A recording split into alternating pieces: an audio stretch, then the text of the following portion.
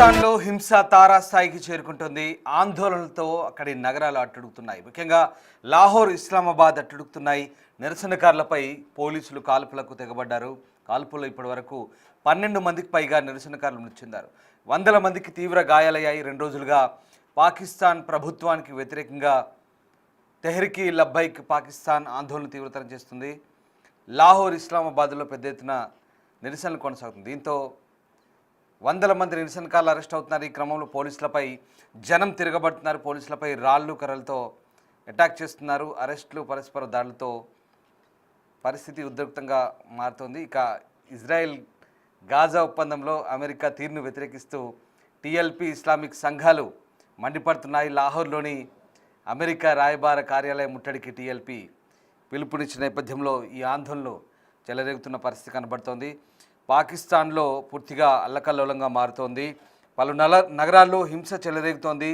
కీలక నగరాల్లో ప్రస్తుతం తీవ్ర హింస కొనసాగుతోంది. గాజా ప్రాంతంలో ఇజ్రాయెల్ దాడులకు నిరసనగా టీఎల్పీ సంస్థ చేపట్టిన భారీ ర్యాలీ హింసాత్మకంగా మారింది. ఆందోళనకారులు పెద్ద ఎత్తున నిరసన తెలుపుతూ పోలీసులపైకి రాళ్లు రువ్వారు. లాహోర్, ఇస్లామాబాద్, పెషావర్, క్వెట్టాతో సహా దేశంలోని అనేక ప్రాంతాల్లో ఈ హింసాత్మక ఘటనలు చోటు చేసుకున్నాయి. ముఖ్యంగా ఇస్లామాబాద్లోని అమెరికా ఎంబసీని ముట్టడించేందుకు నిరసనకారులు ప్రయత్నిస్తే పోలీసులు వారిని సమర్థవంతంగా అడ్డుకున్నారు.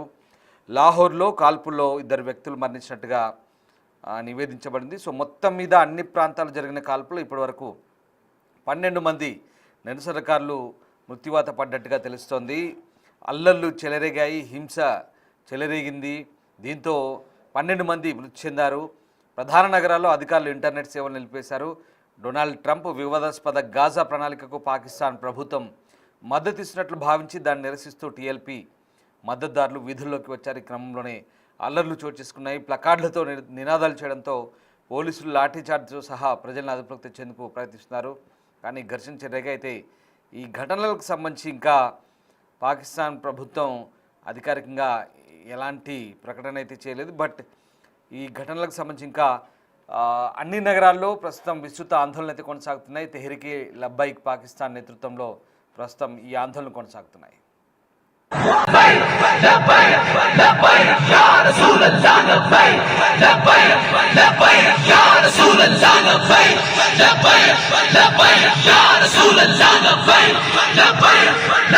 के दरमियान मौजूद हैं। रेंजर की शदीद गोलियों और शेलिंग, पंजाब पुलिस की तरफ से फायरिंग, जुल्म सितम करते हुए वक्त हुकूमत ये सामने वाले लाइन स्टेशन के ऊपर स्ट्रेट फायर किए जा रहे हैं, नीचे आंसू गैस की जा रही है। गोलियों से, तुम्हारी गुंडागर्दी से हरगिज नहीं रुकने वाला। अपने शोहदा के साथ हम अपनी मंजिल की तरफ जा रहे हैं। तुमसे और तुम्हारी नस्लों से भी ये कौम सवाल करती रहेगी कि गोली क्यों चलाई। इस वक्त तारीख की बदतरीन शलन जारी है। तारीख की बदतरीन शलन।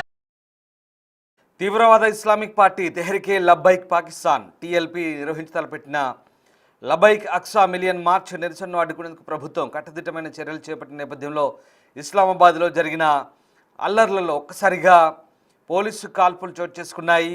ముఖ్యంగా రావల్పిండి, ఇస్లామాబాద్ నగరాల్లో అలాగే లాహోర్ కూడా మొబైల్ ఇంటర్నెట్ సేవలు నిలిపడంతో రాజధానిలోకి ప్రవేశించే అలాగే బయటికి వెళ్ళే అన్ని మార్గాలను పోలీసులు మూసివేశారు. టీఎల్పీ కార్యకర్తలు ఇస్లామాబాద్ వైపు ప్రదర్శన నిర్వహించేందుకు సిద్ధమవుతున్న పరిస్థితులు వారిని కట్టడి చేయడానికి ప్రభుత్వం ఈ నిర్ణయం తీసుకుంది. లాహోర్లో పార్టీ ప్రధాన కార్యాలయం నుంచి ఎవరు బయటకు రాకుండా ఉండేందుకు కంటైనర్లతో రహదారిని దిగ్బంధించడంతో ఒక్కసారిగా ఉద్రిక్తత చోటు చేసుకుంది. పోలీసులపై రాళ్లు రువ్వారు. దీంతో చాలామందికి తీవ్ర గాయాలయ్యాయి. ఇక పాలస్తీనాకు మద్దతుగా ఇజ్రాయెల్కు వ్యతిరేకంగా చేపట్టిన ఈ ఆందోళనకు టీఎల్పీ మద్దతు ఇచ్చింది. ఇందులో భాగంగా ఇస్లామాబాద్లోని అమెరికా ఎంబసీ ముందు శుక్రవారం ఇజ్రాయెల్ వ్యతిరేక ప్రదర్శన నిర్వహిస్తామని కూడా వెల్లడించింది. అందుకే అక్కడ భారీగా పోలీసులు కూడా భద్రత ఏర్పాటు చేశారు. ఇక టీఎల్పీ అధినేత సాద్ హుసేన్ రిజ్వీని అరెస్ట్ చేసేందుకు లాహోర్లోని అక్కడి హెడ్ క్వార్టర్స్కి చేరుకున్నప్పుడు దాంతో హింస చెలరేగింది. ఇస్లామాబాద్, లాహోర్, రావల్పిండి, కరాచీ వంటి నగరాల్లో ఆందోళనలు పెరిగాయి. హింసాత్మక పరిస్థితులు విస్తరించకుండా ఉండడానికి ఆయా నగరాల్లో మొబైల్ ఇంటర్నెట్ సేవలను నిలిపివేసినట్టు ఆ దేశ హోంమంత్రిత్వ శాఖ టెలికమ్యూనికేషన్ అథారిటీని ఆదేశించింది. దీంతో అక్కడ పూర్తి స్థాయిలో 144 సెక్షన్ కొనసాగుతుంది. ఇక 10 రోజుల పాటు నిరసనలు, ర్యాలీలు, బహిరంగ సభలను నిషేధించారు. ఈ ప్రాంతాల్లో పూర్తి స్థాయిలో కేవలం అంత్యక్రియలు, వివాహాలు, ప్రార్థనలు, కోర్టు ప్రాంగణాలు తప్ప మిగతా ఎక్కడ నలుగురికి మించి గుమికూడొద్దంటూ పాకిస్తాన్ ప్రభుత్వం అక్కడ పూర్తి స్థాయిలో నిషేధాజ్ఞలు విధించింది. ఇక ఇస్లామాబాద్లో అయితే పూర్తిగా రెడ్ జోన్ మూసివేశారు. మార్గల్లా రోడ్డు ద్వారా ఉద్యోగులు, అధికారులు, ఇతర సిబ్బందికి మాత్రమే ప్రవేశం కల్పించిన పరిస్థితి కనబడుతోంది. సో మొత్తం మీద పోలీసుల లాఠీ చార్జిలో వందలాది మంది గాయపడ్డట్టుగా తెలుస్తోంది. ఇక టీఎల్పీ అధినేతను అరెస్ట్ చేసేందుకు లాహోర్లోని యతీంఖానాలో అక్కడి హెడ్ క్వార్టర్స్పై పోలీసులు దాడి చేస్తే వారిపై దాడి జరిగినట్టుగా అక్కడి అధికారులు చెప్తున్నారు.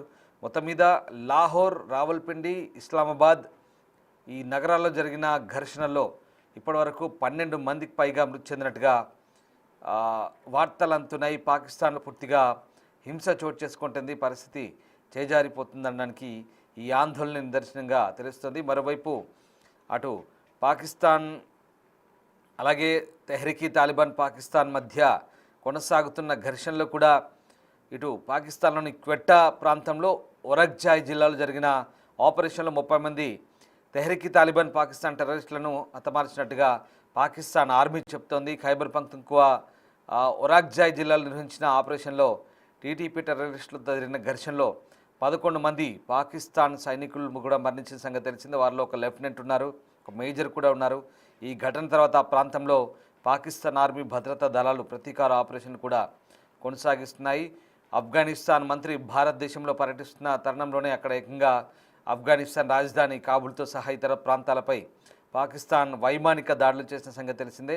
దీంతో ఇప్పుడు ఆ రెండు దేశాల మధ్య కూడా ఉద్రిక్త పరిస్థితులు చోటు చేసుకుంటున్నాయి. ఈ రెండు దేశాల మధ్య యుద్ధం తలెత్తే వాతావరణం కూడా ఉందంటూ నిపుణులు చెప్తున్నారు.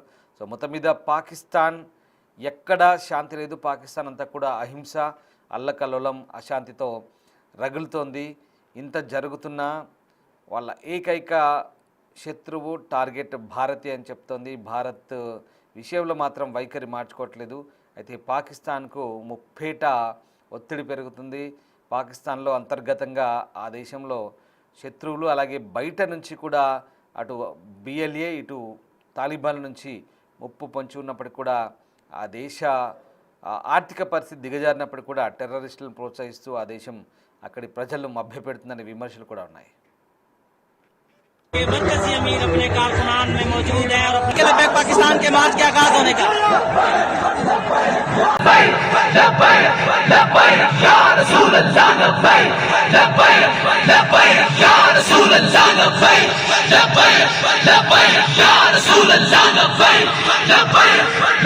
के दरमियान मौजूद है भाई खुद आ चुके हैं जी अंश भाई शेलिंग वाली जगह खुद आ चुके हैं अंश भाई शेलिंग के बाद अमीर तहरीक लबैक